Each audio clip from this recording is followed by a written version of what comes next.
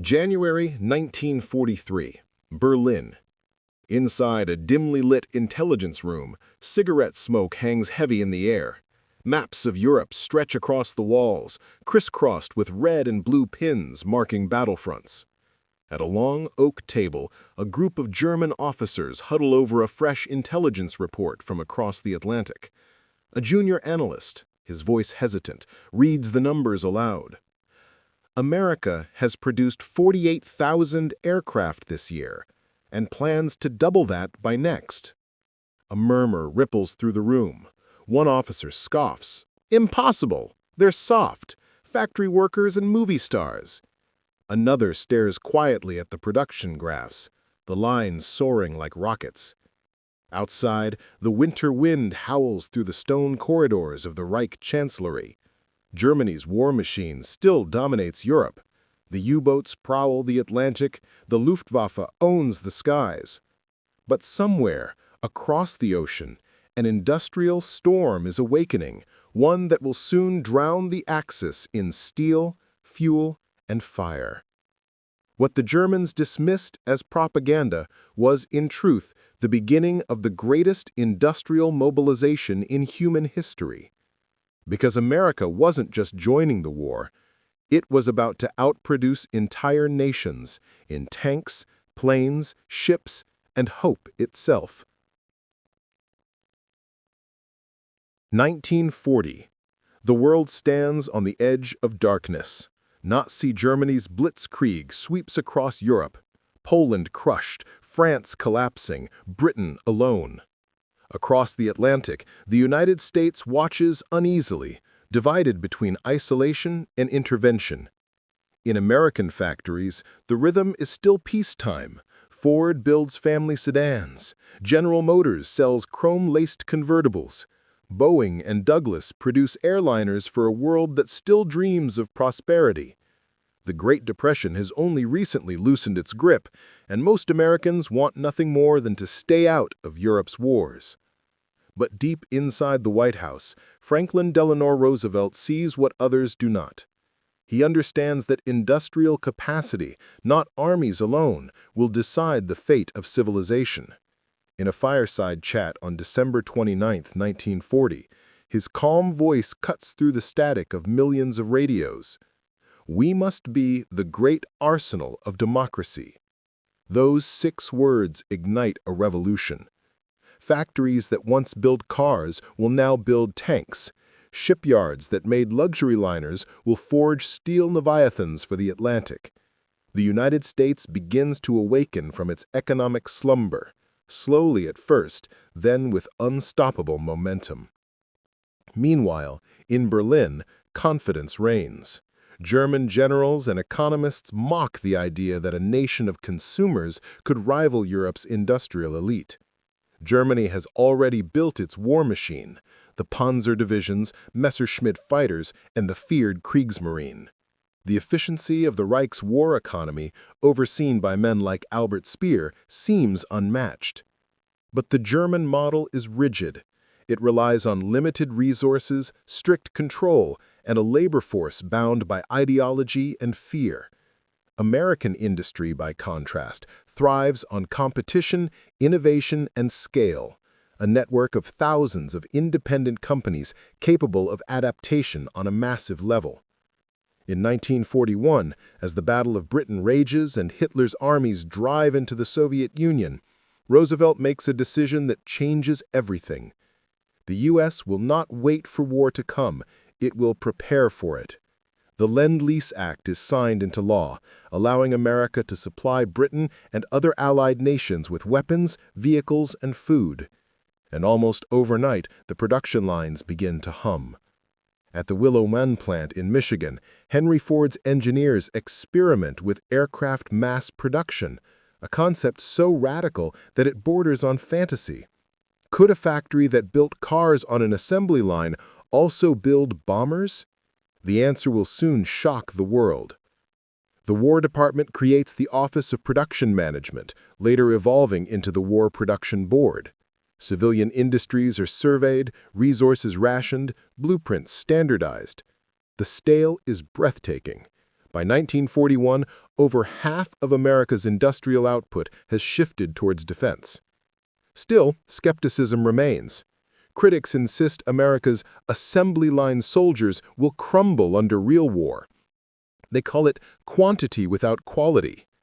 Even German propaganda boasts that the U.S. could never sustain a long campaign, that its people lack the discipline and endurance for total war. Then, on December 7, 1941, everything changes. Pearl Harbor. The news crackles over radios and newspapers across every town, every farm, every city street. Japan's attack unites the country overnight. Factories that once built refrigerators, vacuum cleaners, and automobiles now roar with new purpose. The sleeping giant has awakened, and it will not sleep again until the Axis falls. Within weeks, orders pour in from Washington.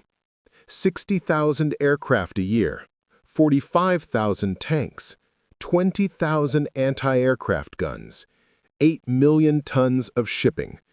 Targets so enormous they seem delusional.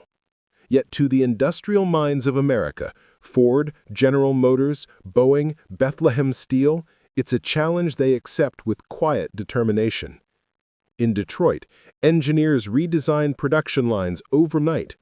At General Motors plant, automotive presses now stamp armor plates.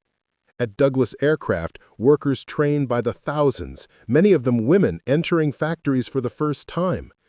Every machine, every worker, every ounce of steel begins to move towards one single goal: victory through production.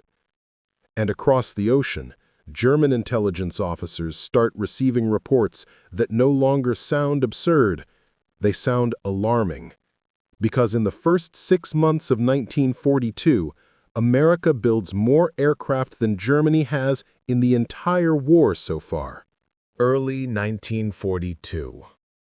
The smell of oil and steel fills the air across the United States.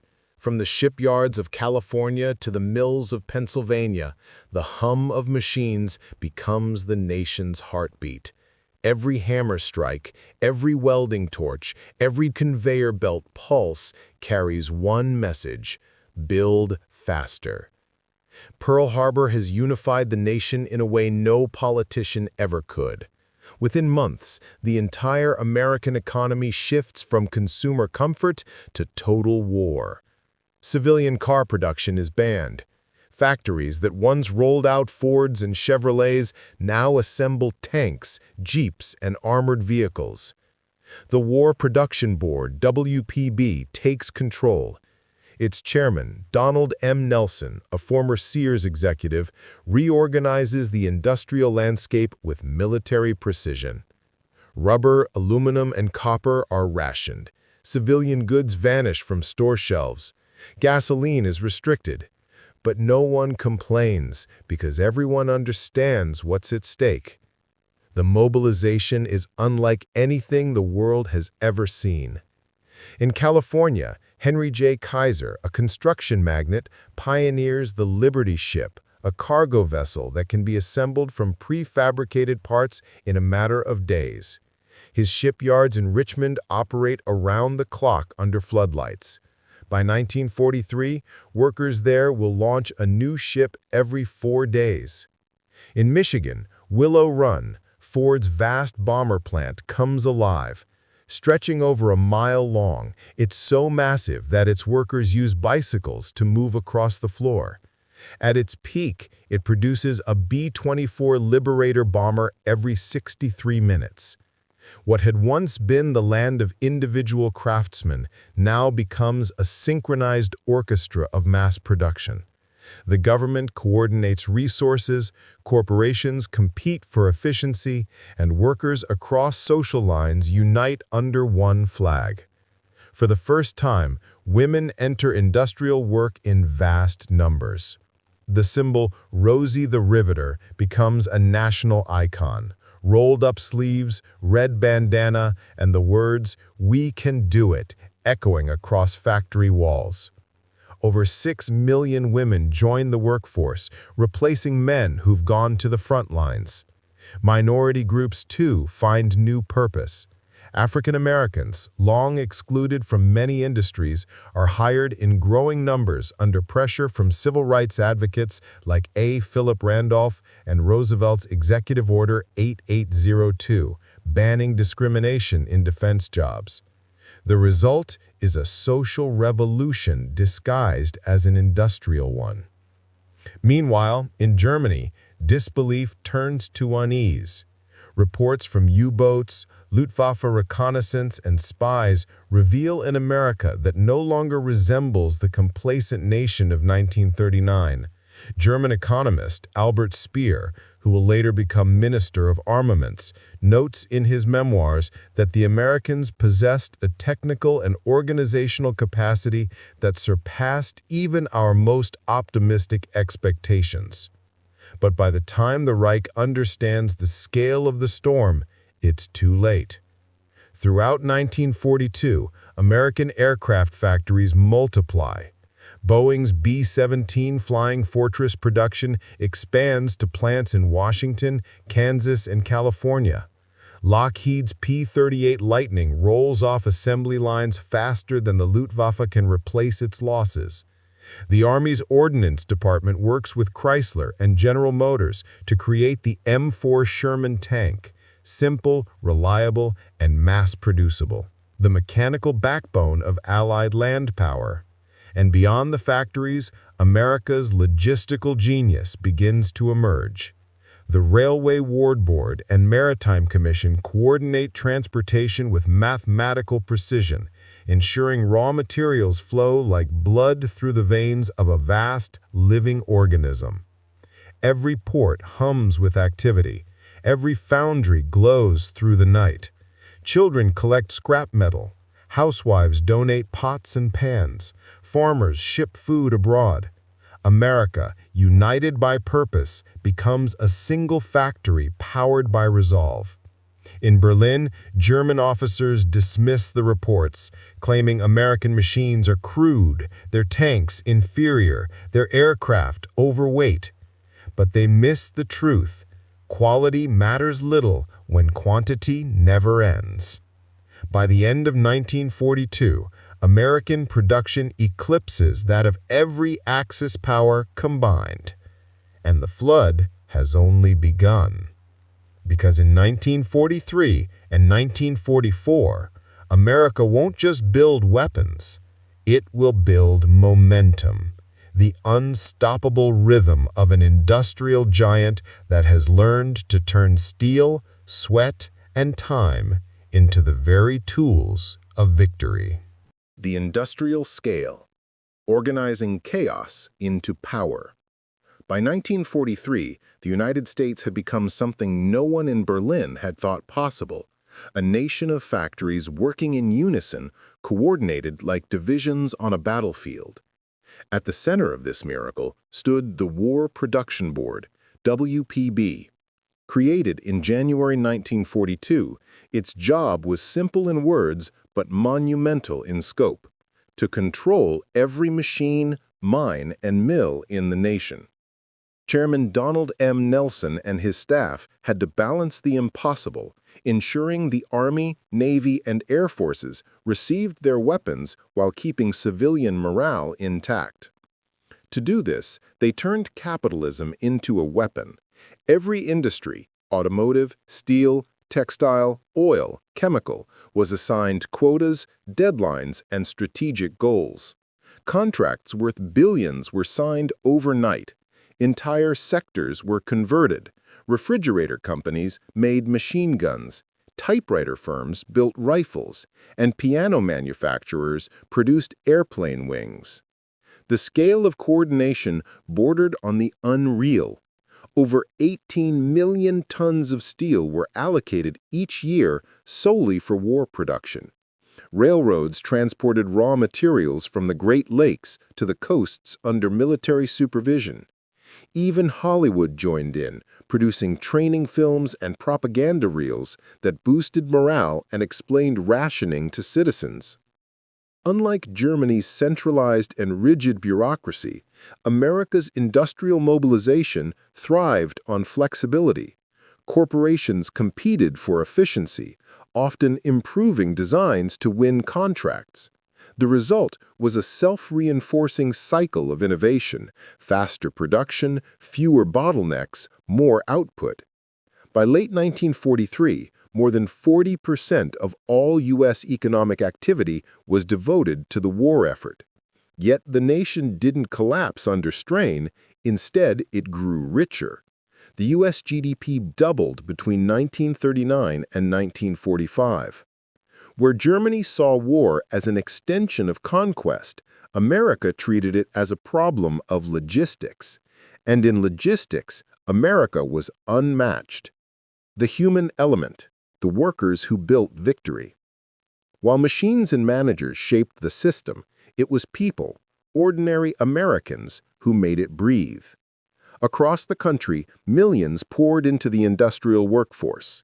Farmers' sons who couldn't enlist, mothers whose husbands were fighting overseas, and teenagers barely out of school all joined the war effort.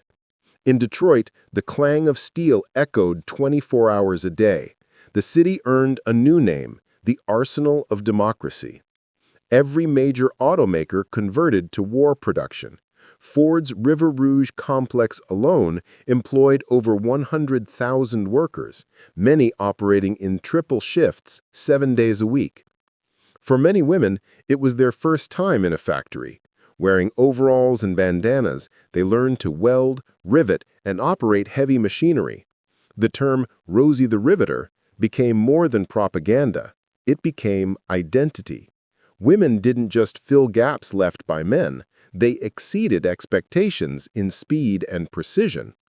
At shipyards like Kaiser's in Richmond, California, women worked beside men to assemble Liberty ships. Some came straight from farms, others from offices, all united by the belief that every bolt tightened brought a loved one home sooner. African Americans, too, broke through racial barriers in the defense industry. Though discrimination persisted, the demand for labor forced industries to open doors that had been closed for generations. By 1944, nearly 1 million Black Americans worked in defense plants. Their presence changed the fabric of society, setting the stage for post-war civil rights movements. Beyond the factories, morale mattered. War bond drives, rationing campaigns, and volunteer organizations kept civilians engaged. Posters urged, "Do the job he left behind." Newspapers published factory output statistics like battle victories. Every worker became part of a national army, not with rifles, but with wrenches, hammers, and heart. And as millions labored under floodlights and factory sirens, they unknowingly created something greater than victory. They redefined what a democracy could achieve when united by purpose. The technological mastery. Assembly lines of war. Technology wasn't just a tool in America's industrial war. It was the rhythm that made it possible. Mass production, perfected in peacetime automobile factories, was reimagined for weapons. Engineers simplified designs so tanks, planes, and ships could be built faster, repaired easily, and shipped in parts. Standardization became the secret weapon. The M4 Sherman tank, for example, had interchangeable parts across multiple factories. Whether built in Detroit, Cleveland, or Chicago, its components fit perfectly, a miracle of coordination. Aircraft design followed the same philosophy. Boeing's B-17 Flying Fortress and Consolidated's B-24 Liberator shared production across multiple plants, with standardized parts and jigs. Subassemblies were built in dozens of cities and assembled in a handful of final assembly hubs. No other nation achieved this synchronization. Germany's designs were advanced, the Tiger tank, the Me-262 jet, but too complex, too slow to produce in meaningful numbers. America's genius lay not in perfection, but in replication. The U.S. military and industry developed the modular assembly system, breaking massive machines into smaller, manageable units. Liberty ships were constructed from prefabricated sections that could be welded together in days. Airplane wings, engines, and fuselages traveled by rail in standardized crates, ready for quick final assembly. Automation advanced rapidly. Conveyor systems and machine tools reduced human error, increasing speed without sacrificing safety. Engineers borrowed ideas from Henry Ford's automotive innovations and applied them to every branch of manufacturing.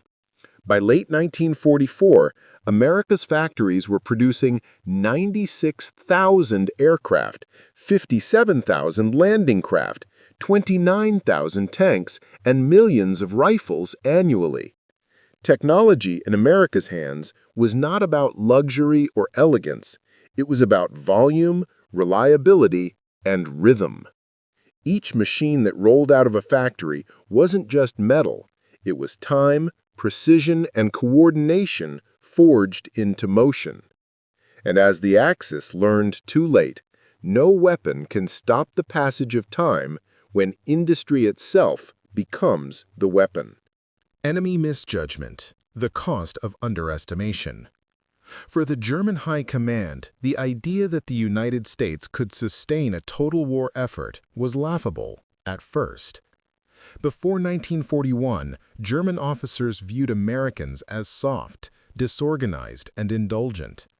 Their perception was rooted in pre-war stereotypes, a country of jazz clubs, Hollywood films, and idle luxury. To them, America was a land of consumers, not fighters, of abundance, not endurance. Even Adolf Hitler himself dismissed American potential. In a 1941 conversation with his generals, he famously sneered, "The Americans are a mixed race, lazy and materialistic. They build good cars, yes, but they lack the discipline to fight." It was one of the gravest miscalculations in history.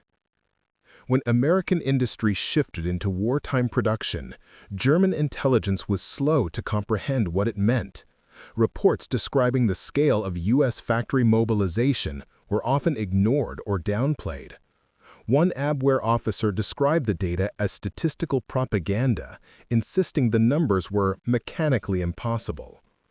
But as early as 1942, frontline German units began noticing something strange.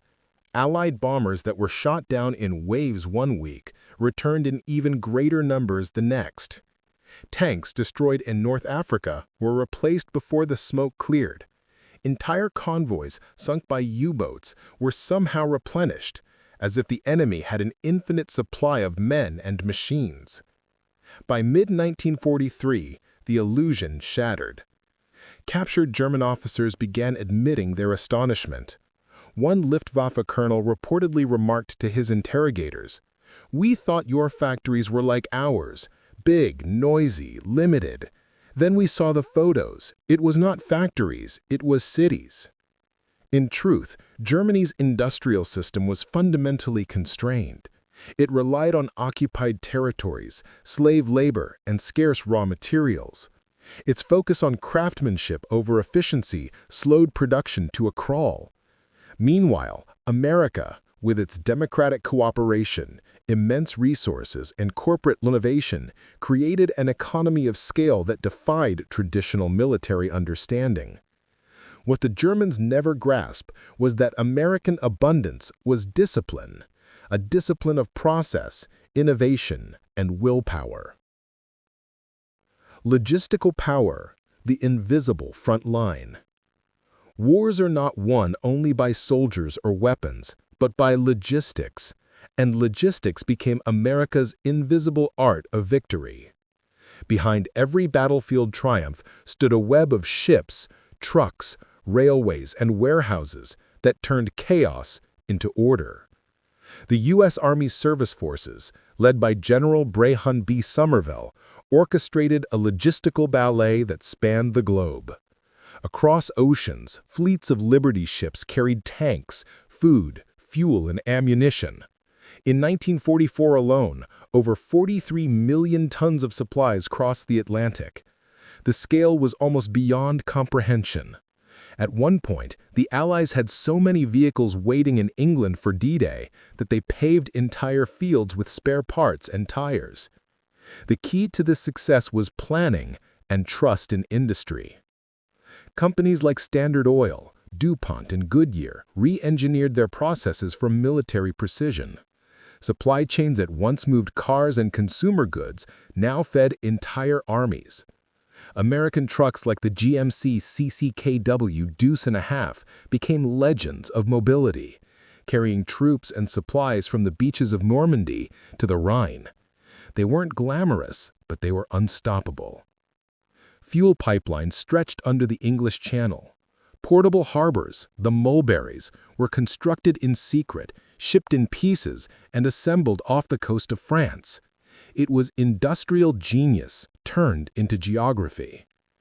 In contrast, the German war machine was collapsing under its own logistical limits. Shortages of oil, steel, and transport strangled their campaigns. Panzer divisions stalled not for lack of courage, but for lack of gasoline. By 1944, German commanders realized the truth. They were fighting not just armies, but an economy that could not be bombed into submission. Economic might, the hidden weapon. If factories were America's swords, its economy was its shield. From 1942 to 1945, the U.S. federal budget expanded 12-fold. War bonds, rationing, and new taxes financed the effort without collapsing the market. Economists called it controlled capitalism, a system where the government directed priorities, but private enterprise executed them with competitive drive. This harmony of public and private power became America's secret weapon. Unlike the command economies of Germany or the Soviet Union, America never suffocated under central control. Its citizens participated, they invested, innovated, and adapted. Every American felt part of the war.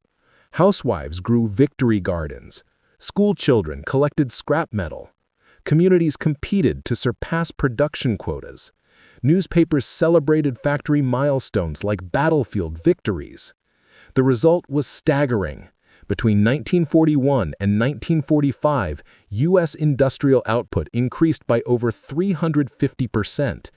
The nation produced 2/3 of all Allied weapons, including 300,000 aircraft, 88,000 tanks, and 6,000 naval vessels.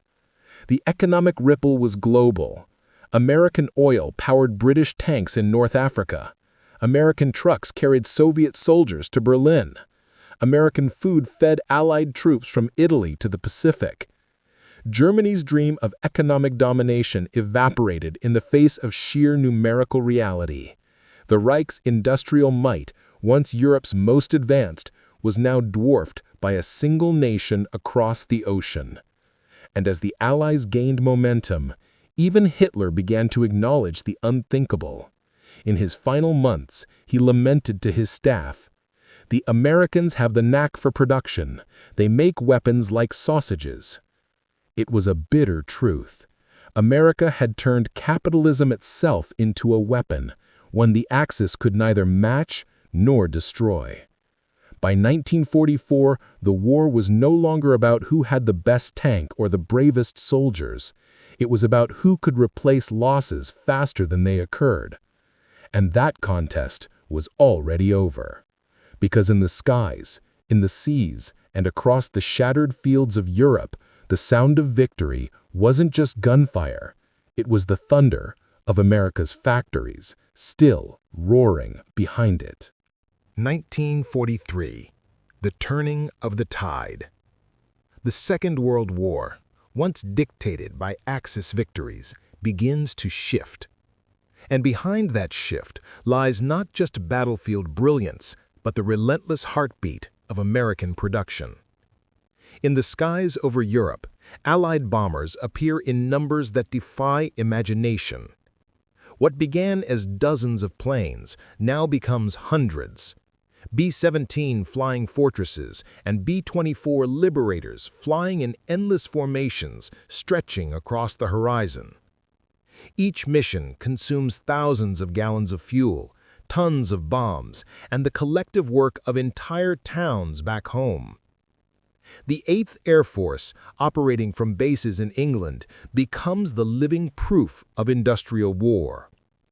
Factories in Seattle, Detroit, and Tulsa send their creations into the sky daily.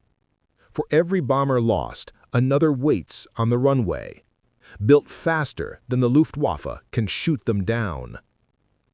In 1943's Battle of the Ruhr, Germany's industrial heartland is hammered by wave after wave of bombers.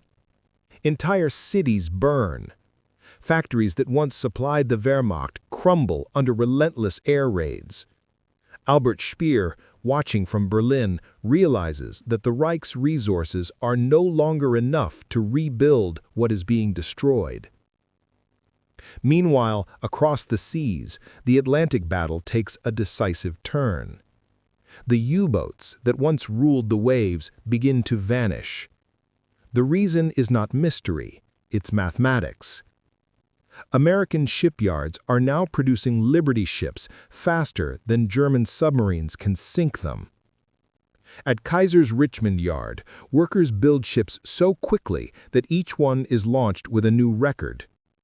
The ship Robert E. Peary is famously assembled in 4 days, 15 hours, and 29 minutes.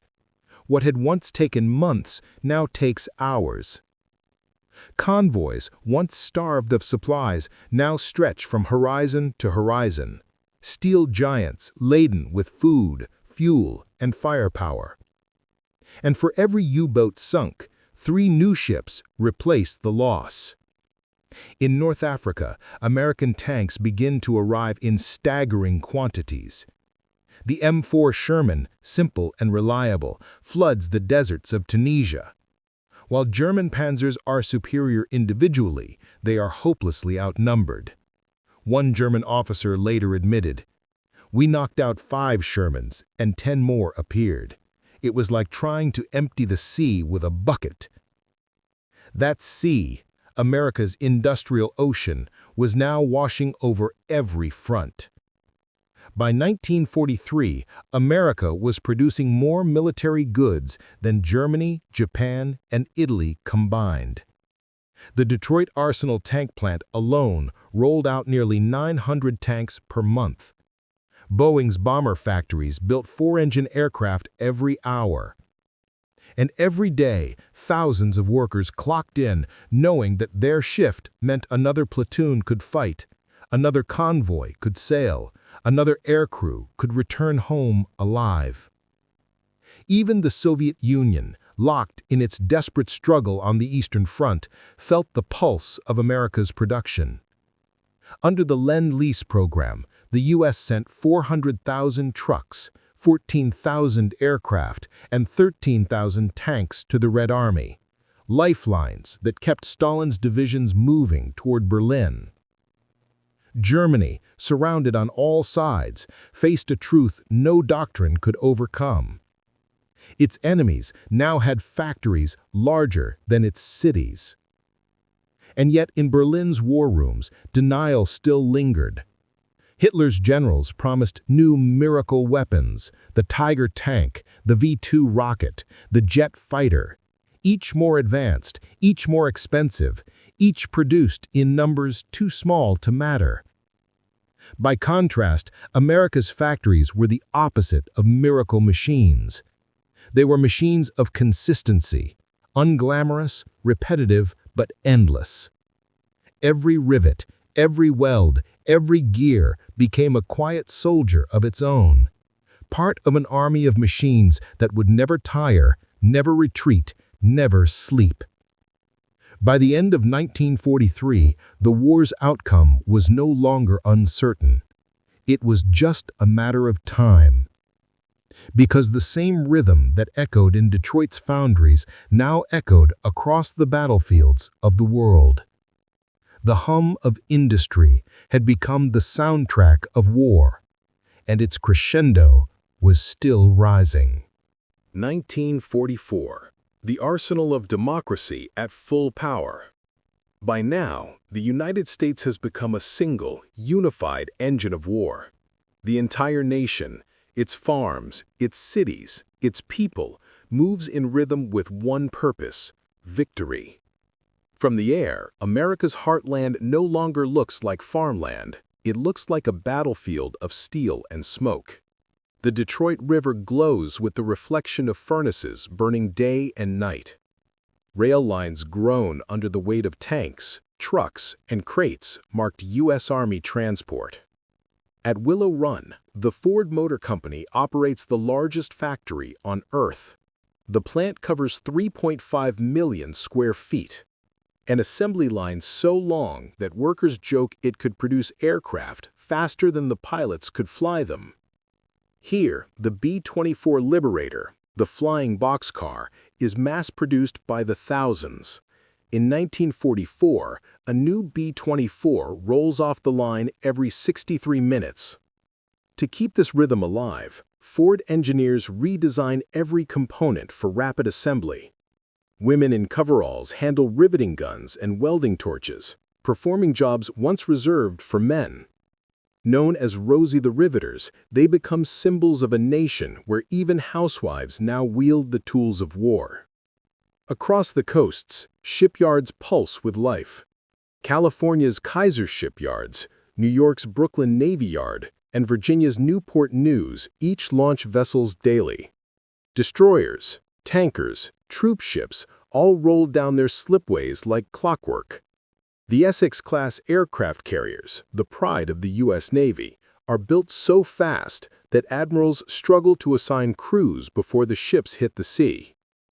By mid-1944, America controls 2/3 of the world's naval tonnage. The Pacific, once dominated by Japan, now bristles with U.S. carrier groups. The seas that once carried terror now carry vengeance. On June 6, 1944, D-Day, this industrial avalanche finally reaches its greatest moment. When the Allies land in Normandy, they bring with them not just soldiers, but an entire moving city, a floating empire built by American hands.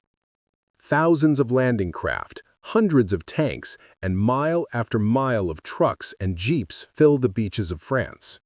In just one day, the Allies land 156,000 troops, 10,000 vehicles, and 4,000 tons of supplies, and the next day, they land even more. The German defenders, dug into their bunkers along the Atlantic Wall, are stunned. They had expected men with rifles. What they face instead is the material weight of an entire continent. Even when German artillery destroys tanks or ships, replacements appear instantly.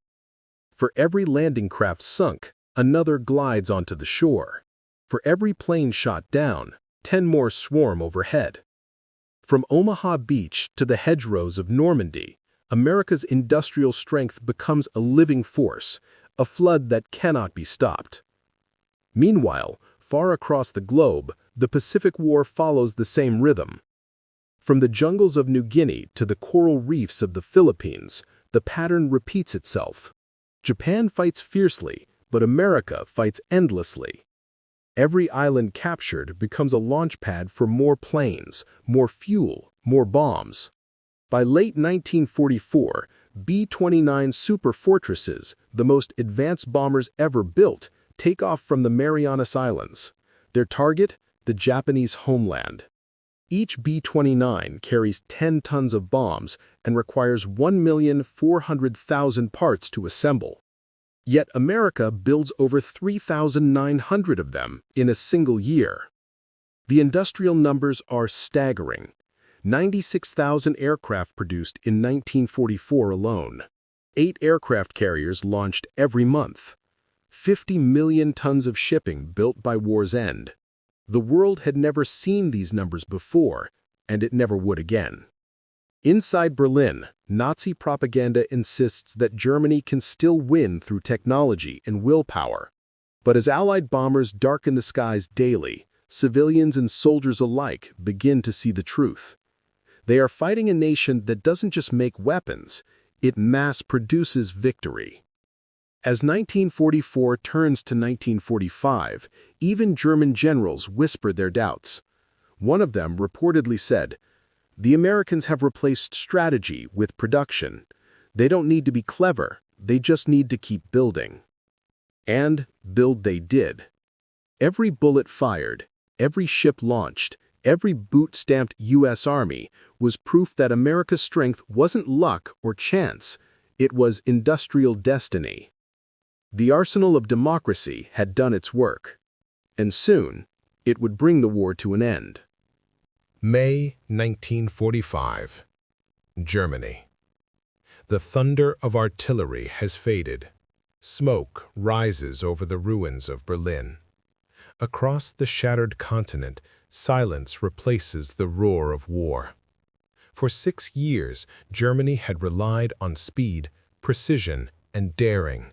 The blitzkrieg, the panzer spearheads, the Luftwaffe's swarms.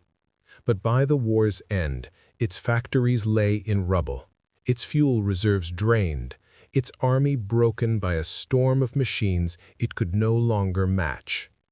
When Allied troops capture the last German industrial centers, Essen, Hamburg, Nuremberg, they find evidence of a desperate, collapsing war economy. Half-assembled tanks lie abandoned beside burnt-out foundries. Aircraft fuselages, never completed, sit in empty hangars stripped for scrap.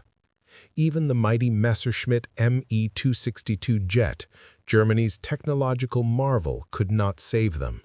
There were simply too few engines, too little fuel, and too many bombers overhead. Those bombers, B-17s and B-24s, built to the tens of thousands, had turned industrial competition into annihilation.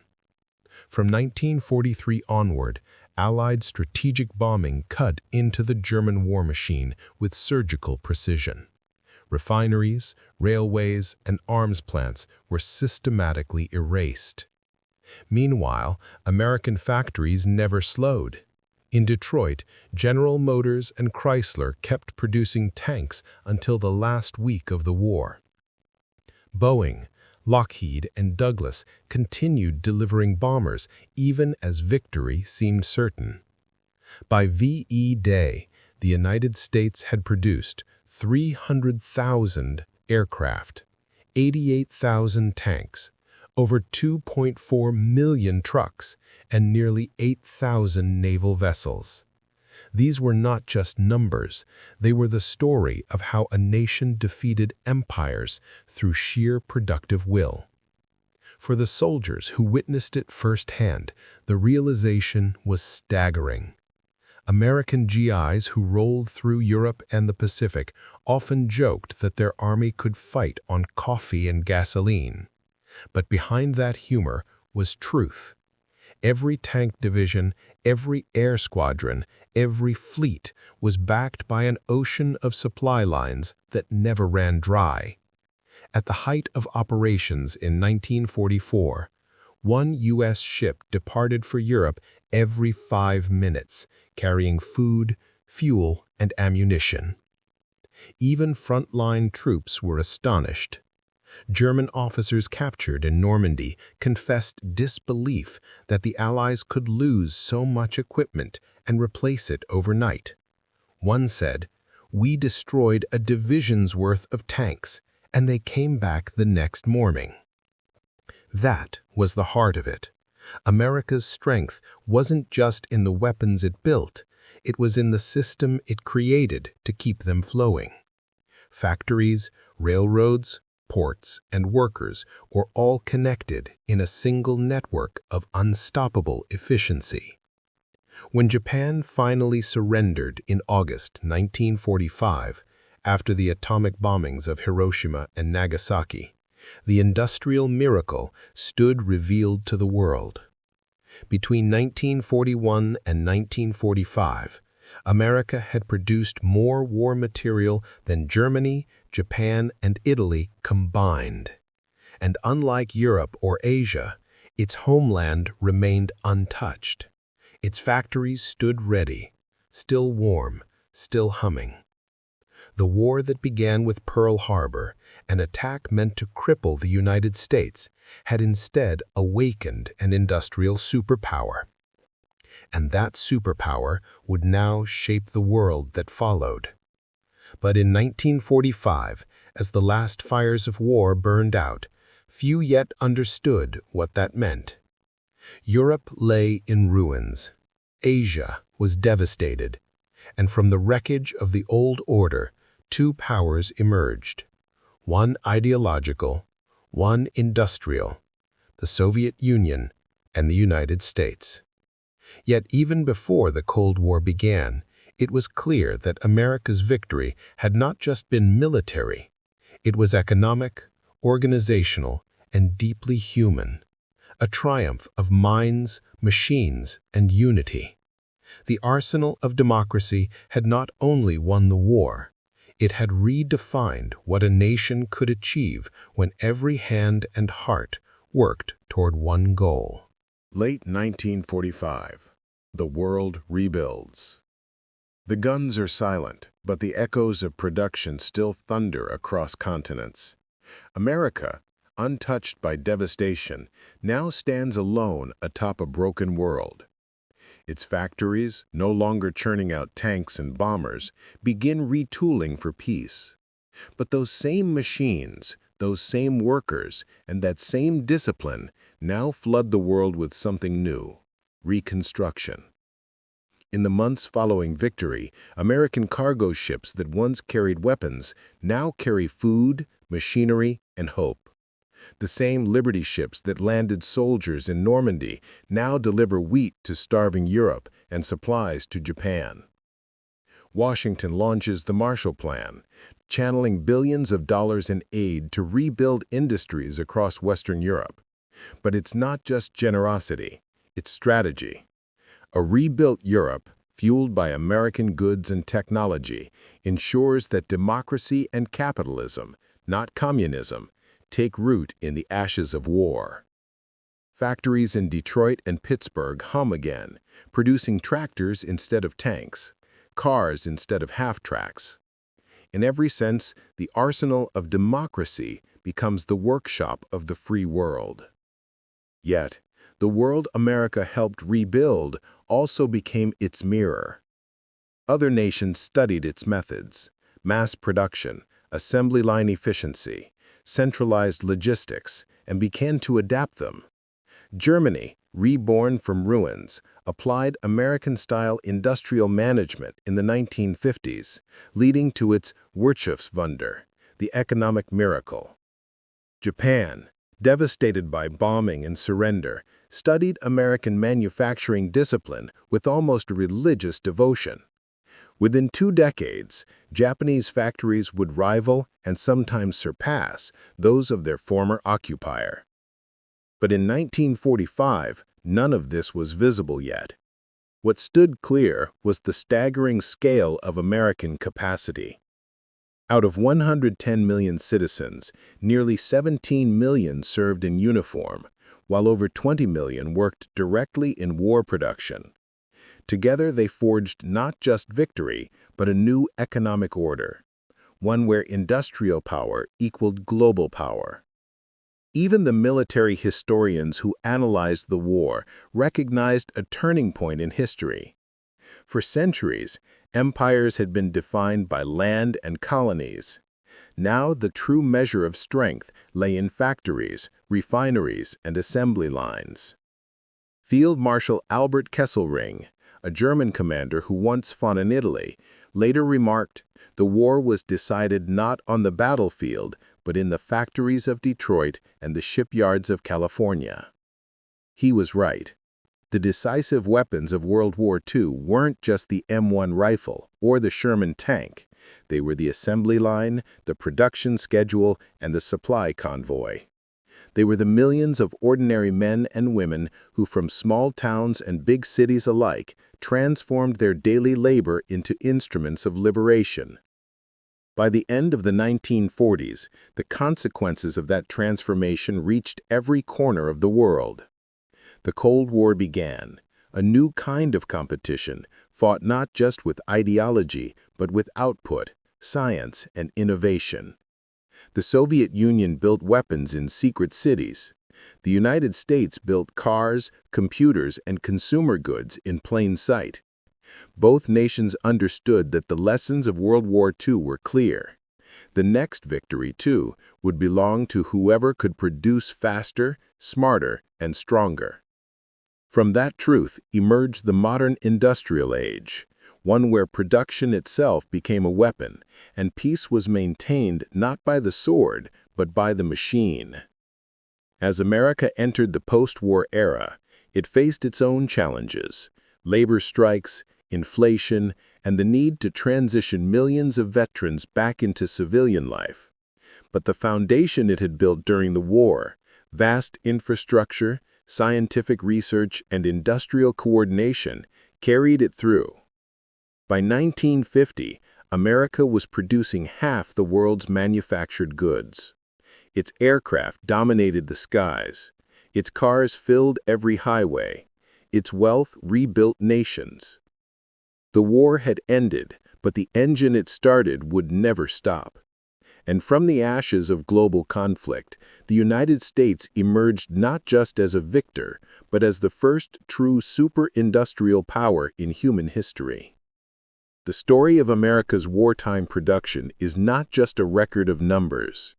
It is the story of what happens when a nation's will, industry, and purpose align perfectly. When every machine and every worker beats to the same heartbeat. In 1940, America was still emerging from the Great Depression, uncertain, divided, and wary of another European war. 4 years later, it was building tanks faster than enemies could destroy them, launching ships faster than the seas could swallow them, and producing planes faster than the skies could hold them. Factories became cathedrals of purpose. Ordinary citizens, mechanics, farmers, mothers, engineers became the quiet soldiers of a different kind of front line. They didn't fire rifles or fly bombers. They built the rifles, they assembled the bombers, and in so doing, they redefined warfare itself. For Germany and Japan, the lesson was brutal and unmistakable. Military genius could win battles, but industrial genius won wars. It wasn't ideology, territory, or even technology that decided the outcome. It was the ability to sustain and replace, to mass-produce strength itself. And so, World War II became not only a clash of armies, but a contest of factories, blueprints, and logistics. The Allies, led by the United States, had proven that production could be as powerful as firepower. Long after the guns fell silent, the echo of those assembly lines continued. They built not just weapons, but the foundations of the modern world: highways, consumer technology, space programs, and the global economy itself.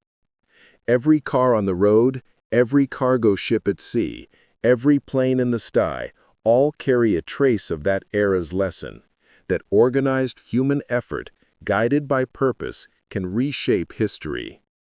The Germans never believed America could outproduce entire nations. But in the end, that disbelief was their undoing, because they never realized that America's greatest weapon wasn't steel or oil. It was belief.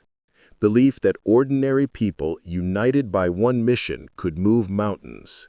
And in the greatest test of the 20th century, they did.